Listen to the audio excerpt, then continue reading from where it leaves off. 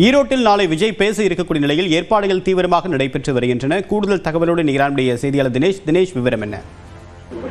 வணக்கம் தேவப்பிரியன். தமிழக வெற்றிக் கழக தலைவர் விஜய் ஈரோடு மாவட்டத்தில் விஜயமங்கலம் பகுதியில் சரளையில் அமைந்துள்ள இடத்தில் நாளை தனது பிரச்சாரத்தை தொடங்க இருக்கிறார். குறிப்பாக சொல்ல பார்த்தால் கரூர் சம்பவத்திற்கு பிறகு பாண்டிச்சேரியில் முதல் முறையாக தனது பிரச்சாரத்தை தொடங்கிய விஜய் தமிழ்நாட்டில் முதல் முறையாக ஈரோடு மாவட்டத்தில் பிரச்சாரத்தை தொடங்கவிருக்கிறார்.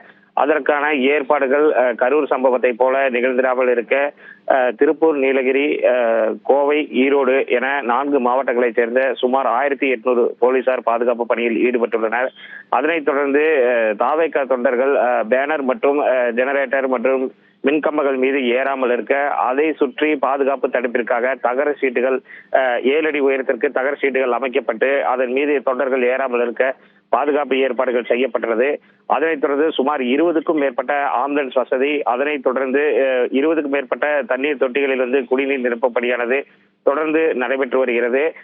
பாதுகாப்பிற்காக தொண்டர்கள், பெண்கள் பாதுகாப்பிற்காக 5 ட்ரோன்கள் கண்காணிப்பு பணியில் ஈடுபட்டு வருகின்றது.